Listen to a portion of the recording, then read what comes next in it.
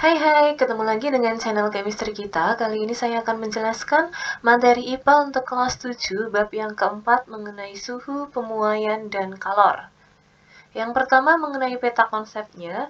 Dalam mempelajari kalor, kita akan mempelajari mengenai perubahan. Ada dua perubahan, yaitu perubahan suhu dan perubahan wujud. Selain itu, kita juga akan mempelajari mengenai perpindahan. Untuk perubahan wujud, nanti ada yang melepaskan kalor dan memerlukan kalor. Untuk melepaskan kalor ada beberapa proses, yaitu membeku, mengembun, dan deposisi. Sedangkan untuk memerlukan kalor ada mencair, menguap, dan menyublim. Untuk perpindahan kalor dibagi menjadi tiga, ada konduksi, konveksi, dan radiasi. Konsep yang pertama, indera praba ini tidak dapat kita gunakan sebagai alat pengukur suhu. Jadi tangan ini tidak dapat dengan tepat digunakan sebagai alat pengukur suhu, di mana alat pengukur suhu yang tepat dan bersifat standar ini adalah termometer, di mana satuan dalam pengukuran suhu dalam satuan internasionalnya ini dinyatakan dalam Kelvin dengan simbol K besar. Termometer ini bekerja berdasarkan perubahan volume, yaitu zat memuai jika suhu zat naik dan zat menyusut jika suhu zat menurun. Nah, untuk pembuatan termometer ada beberapa bagian dalam termometer. Yang pertama adalah pipa kaca yang berupa pipa kapiler, kemudian ada zat cair pengisi termometer, biasanya di sini ada raksa atau zat-zat lainnya, kemudian ada skala, ada tabung gelas, dan ada reservoir atau tandon. Nah, dalam termometer ini kita akan mengenal beberapa jenis skala. Yang pertama adalah termometer Celcius. Jadi, skala termometer Celcius ini berada di antara 1 sampai 100 derajat Celcius. Kemudian ada termometer Reaumur dengan skala 1 sampai 80 Reaumur. Kemudian yang ketiga ada termometer Fahrenheit dengan skala termometernya yaitu 32 sampai 212 Fahrenheit. Nah, bahan termometer di sini adalah zat cair, tapi air ini tidak dapat kita gunakan sebagai pengisi tabung termometer. Kenapa air tidak dapat digunakan untuk mengisi termometer? Pertama, air ini membasahi dinding kaca, sehingga dia akan meninggalkan titik-titik air pada kaca. Kemudian yang kedua, air ini tidak berwarna sehingga sulit dibaca batas ketinggiannya. Jadi ketika air kita gunakan sebagai pengisi tabung termometer, ini tidak akan mudah untuk kita baca skalanya, karena kan airnya tidak berwarna.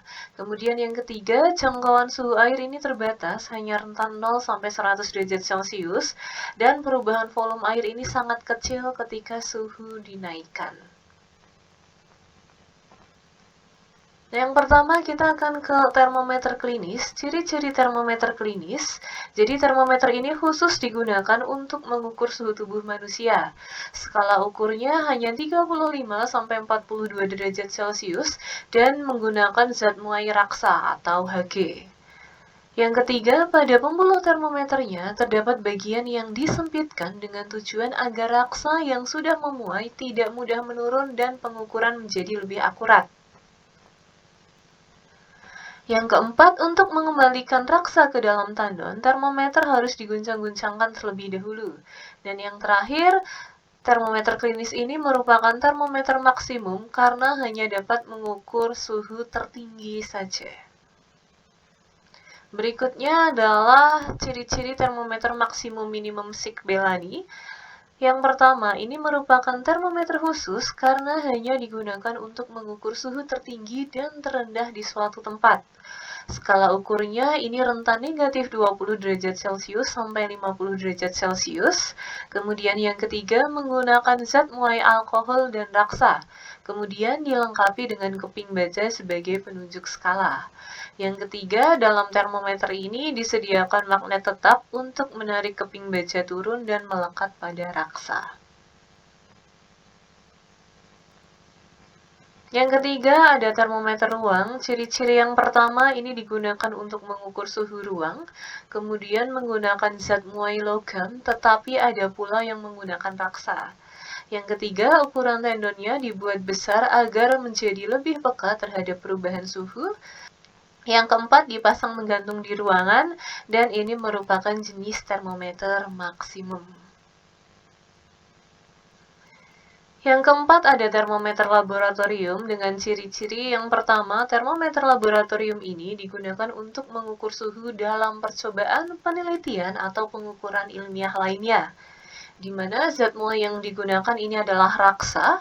Skala ukurnya ini lebar hingga di bawah 0. Dan yang terakhir, terdapat jenis termometer laboratorium yang sengaja tidak diberi skala agar dapat digunakan untuk praktek penentuan skala. Jadi emang ada termometer khusus yang di lab ini tidak menggunakan skala, tujuannya untuk menentukan skala dari termometer itu sendiri.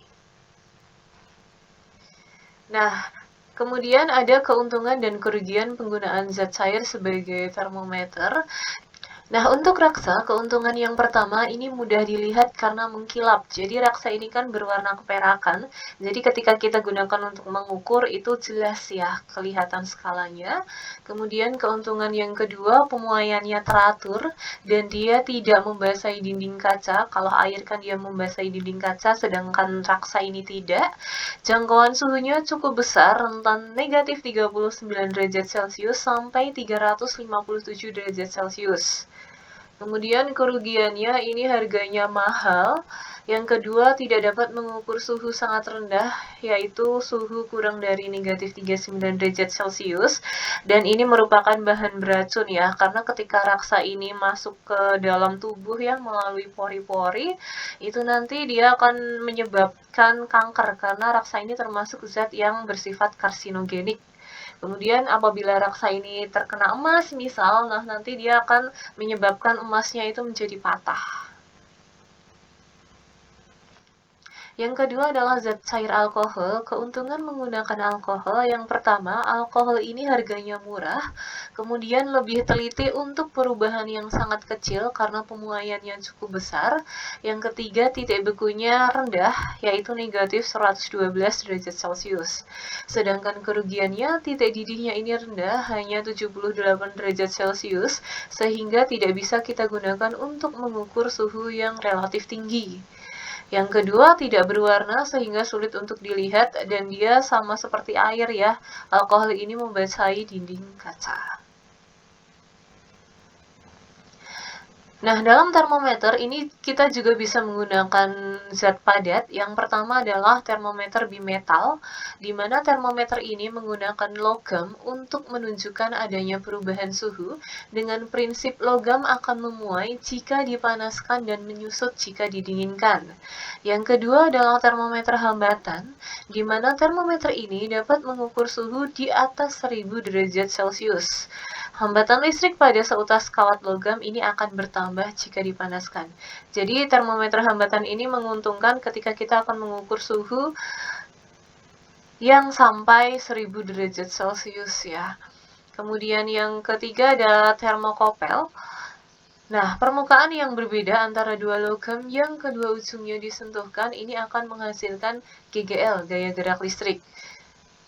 Di mana besarnya GGL ini nanti dapat digunakan untuk menunjukkan suhu dalam termokopel.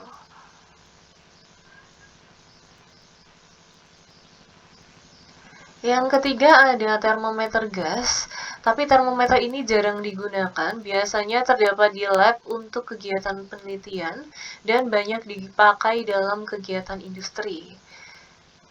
Kemudian ada termometer optis. Termometer optis ini ada dua ya. Yang pertama adalah pirometer, yang kedua adalah termometer inframerah atau infrared. Nah, pirometer ini bekerja dengan menggunakan intensitas radiasi yang dipancarkan oleh benda yang sangat panas, di mana pirometer ini dapat digunakan untuk mengukur suhu yang sangat tinggi, rentan 500 sampai 3000 derajat Celcius. Sedangkan untuk termometer infrared atau inframerah, ini cara penggunakannya, kita cukup menekan tombol sampai menunjuk angka tertinggi sambil mengarahkan sinar infrared ke sasaran yang dituju, di mana sinar yang diarahkan ke dalam logam ini akan memantul dan pantulan tersebut direspon oleh sensor penerima hingga termometer infrared ini akan menunjukkan angkanya. Berikutnya, kita akan mempelajari proses pemuaian zat padat, zat cair, dan gas. Nah, untuk proses pemuaian zat padat, yang pertama pada pemanasan batang logam, ini nanti dalam proses pemuaiannya, batang logamnya akan bertambah panjang. Kemudian partikel-partikel zat yang bergerak ini jika dipanaskan, maka gerakan partikelnya akan semakin cepat dan saling menumbuk partikel di dekatnya. Jadi ada tabrakan atau tumbukan antar partikelnya, sehingga akan menyebabkan jarak antar partikelnya semakin renggang, sehingga zat padatnya bertambah panjang. Kemudian untuk proses pemuaian zat cair dalam memasak air, nanti ketika memasak air, ketika dia mendidih, maka airnya akan menjadi tumpah, di mana muai volume pada zat cair ini akan berbeda bergantung pada besar koefisien muai volumenya. Untuk proses pemuaian gas ini terjadi jika gas mendapat kalor yang semakin besar. Contohnya ini pada balon yang terkena sinar matahari yang akan menyebabkan gas atau udara di dalam balonnya ini menjadi semakin besar yang menyebabkan balonnya akan meledak. Nah, untuk percobaan sederhana dalam pemuaian zat cair dan zat padat, untuk percobaan pemuaian zat cair, kita bisa menggunakan labu Erlenmeyer atau gelas ukur yang diisi dengan zat cair, kemudian kita panaskan. Nanti tinggi permukaan zat cair yang naik, ini bukti bahwa zat cair itu memuai. Jadi ini contoh ya, di sini kan ini ada spiritus ya. Ini adalah pemanasnya, kemudian kita menggunakan gelasnya, ini diisi zat cair, ketika kita panaskan, ini nanti tinggi permukaan zat cairnya akan naik, sehingga dia akan membuktikan bahwa zat cair ini mengalami pemuaian. Sedangkan untuk percobaan pemuaian pada zat padat, kita bisa menggunakan alat percobaan yang disebut dengan Musenbroek, di mana ini terdapat batang aluminium, tembaga, dan besi pada alat tersebut, dan ini akan memuai ketika dipanaskan. Untuk prinsip pemuaian dalam teknologi, yang pertama, pada kabel listrik dan telepon, ini kadang-kadang terlihat melengkung dan kadang-kadang terlihat lurus. Nah, itu karena adanya efek pemuaian ya. Ketika panas dia akan menjadi lurus, ketika di malam hari atau sore hari dia akan melengkung. Kemudian pada pemasangan kaca jendela ini diberi celah pada kusennya. Jadi tujuan diberi celah pada pemasangan jendela. Kaca jendela ini terkena panas, dia akan memuai. Nah, maka ketika diberi celah, maka itu akan sesuai dengan kusennya. Tapi kalau tidak kita beri celah, maka kaca jendelanya itu bisa pecah. Kemudian yang ketiga, pada sambungan rel kereta api ini juga diberi celah, prinsipnya sama dengan dua contoh yang awal tadi.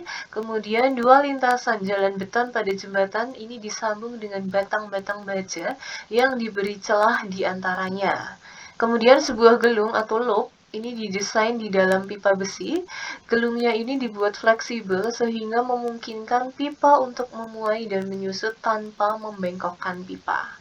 Yang berikutnya, diameter ban besi ini dibuat sedikit lebih kecil dibandingkan diameter pada roda besi. Dan yang terakhir ini mengeling pelat logam.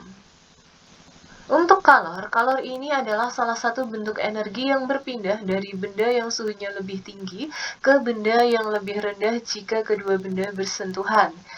Di mana satu kalori atau disimbolkan dengan KL, ini adalah banyaknya kalor yang diperlukan untuk memasukkan 1 gram air sehingga suhunya naik 1 derajat Celcius. Di mana 1 kilokalori atau 1 KKL ini sama dengan 1000 kalori. Untuk pengaruh kalor terhadap perubahan suhu dan perubahan wujud zat lainnya, kalor ini dapat menyebabkan kenaikan suhu. Untuk massa zat, semakin banyak massa suatu benda, maka akan semakin besar kalor yang dibutuhkan untuk menaikkan suhunya. Kalor yang dibutuhkan untuk menaikkan suhu ini akan sebanding dengan massa zat tersebut. Jadi semakin besar massanya, maka kalornya juga akan semakin besar. Untuk kalor jenis ini merupakan banyaknya kalor yang diperlukan oleh suatu zat untuk menaikkan suhu 1 kg zat itu sebesar 1 derajat Celcius. Di mana kapasitas kalor ini kita gunakan untuk pengukurannya, ini adalah banyaknya kalor yang diperlukan suatu zat untuk menaikkan suhu zat sebesar 1 derajat Celcius. Atau C ini sama dengan Hi per delta T, atau Hi sama dengan C dikali delta T. Yang kedua, kalor ini dapat menyebabkan perubahan wujud. Yang pertama, perubahan wujud yang memerlukan kalor. Ini ada proses melebur atau mencair, menguap, dan menyublim. Untuk melebur atau mencair, ini adalah perubahan wujud dari wujud padat menjadi cair. Menguap ini adalah perubahan wujud dari cair menjadi gas, dan menyublim ini adalah perubahan wujud dari padat menjadi gas. Sedangkan untuk perubahan wujud yang melepaskan kalor, yang pertama adalah membeku. Kalau membeku ini adalah proses perubahan wujud dari cair menjadi padat. Mengembun ini adalah perubahan dari gas menjadi cair, dan deposisi ini adalah perubahan wujud gas menjadi padat. Untuk penguapan ini merupakan perubahan wujud dari cair menjadi gas. Penguapan ini dapat kita percepat dengan berbagai cara. Yang pertama, memanaskan zat cair. Yang kedua, memperbesar luas permukaan zat cair. Yang ketiga, mengalirkan udara kering di permukaan zat cair. Dan yang keempat, mengurangi tekanan uap di permukaan zat cair. Kemudian ada asas Black dengan penerapannya. Jadi Joseph Black ini melakukan percobaan yang menghasilkan teori bahwa ketika dua benda dengan suhu yang berbeda disentuhkan atau dicampur, benda bersuhu tinggi ini akan melepas kalor dan benda bersuhu rendah ini akan menerima kalor. Dimana bunyi asas Black ini, banyaknya kalor yang dilepas benda bersuhu lebih tinggi ini akan sama dengan banyaknya kalor yang diterima oleh benda bersuhu lebih rendah. Atau kalau dirumuskan, Hi lepas sama dengan Hi terima. Jadi, untuk perpindahan kalor dalam konduksi untuk zat padat, konduksi ini adalah perpindahan kalor melalui zat tanpa disertai perpindahan partikel zat. Contoh peristiwa konduksi yang pertama, ketika mengaduk minuman panas dengan sendok logam, maka ujung sendok yang kita pegang akan terasa panas. Yang kedua, penggorengan yang terbuat dari logam biasanya memiliki pegangan berbahan isolator. Jika tidak diberi pegangan dari bahan isolator, seperti kayu atau plastik, maka saat memasak tangan kita akan terasa panas. Kemudian yang ketiga, saat membeli bakso atau soto yang kuahnya panas, maka mangkuknya juga akan terasa panas. Itu adalah contoh peristiwa dari konduksi, di mana laju aliran kalor konduksi akan dirumuskan sebagai berikut. Kemudian untuk konveksi dari zat cair dan gas, konveksi ini adalah perpindahan kalor melalui zat yang disertai perpindahan partikel zat tersebut. Contoh peristiwa konveksi yang pertama pada air, yaitu pemanasan air dalam ketel, di mana sebagian terjadi karena konduksi melalui dinding ketel, sebagian lagi karena konveksi di dalam air itu sendiri, sehingga air bisa mendidih seluruhnya. Yang kedua, proses peleburan logam bekas yang terbuat dari besi pada tungku peleburan logam atau tanur. Kemudian untuk pada udara, ini terjadi angin darat pada malam hari dan angin laut pada siang hari. Contoh yang kedua, pada cerobong asap pabrik, dan yang ketiga, pengharum ruangan yang diletakkan pada penyujuk udara atau AC, ini dapat tercium ke seluruh bagian ruangan, karena adanya konveksi dari gas tersebut. Untuk laju aliran kalor konveksi dirumuskan dengan delta Hi min delta T sama dengan HA delta T. Perpindahan kalor yang ketiga adalah radiasi. Radiasi ini adalah perpindahan kalor tanpa melalui zat perantara. Contohnya adalah menghangatkan badan di bawah sinar matahari pada pagi hari, kemudian menghangatkan badan di dekat nyala api unggun, dan menghangatkan badan di dekat nyala api dari tungku pemanas ruangan. Nah, dalam suhu tubuh manusia, ini ada pengaturan suhu tubuh. Yang pertama, pada kondisi panas, nanti kelenjar keringat ini akan mensekresikan keringat. Kemudian rambut di kulit rebah ini untuk mencegah rambut memerangkap panas. Dan dinding pembuluh arteri ini akan mengalami relaksasi sehingga arterinya akan melebar. Hal-hal yang dapat dilakukan untuk menurunkan suhu tubuh, yang pertama mengipas tubuh menggunakan kipas tangan atau kipas angin. Yang kedua mengenakan pakaian tipis dan berbahan katun. Sedangkan pada kondisi dingin, ini keringat itu tidak akan dihasilkan, otot di bawah kulit ini akan berkontraksi sehingga kantong rambut ini akan tegak atau merinding. Kemudian arteri yang membawa darah ke bawah permukaan kulit ini akan berkontraksi, dan otot ini akan menerima pesan dari hipotalamus untuk menggigil. Hal-hal yang dapat dilakukan untuk meningkatkan suhu tubuh ketika kita merasa dingin, yaitu menggunakan selimut atau memegang benda yang hangat. Nah, untuk mengukur suhu tubuh pada manusia, kadang kan kita mengukur suhu tubuh ada di ketiak, ada di mulut, atau di rektum. Nah, di mana pengukuran yang diambil di posisi tubuh yang berbeda ini akan memberikan hasil yang berbeda juga. Misal, ketika pengambilan suhu di mulut ini menunjukkan suhu 37 derajat Celcius, maka di ketiak akan menunjukkan suhu 36,5 derajat Celcius, dan di rektum atau anus ini menunjukkan suhu 37,5 derajat Celcius. Oke, cukup sekian yang dapat saya jelaskan. Jika ada yang mau ditanyakan, silahkan ditanyakan. See you!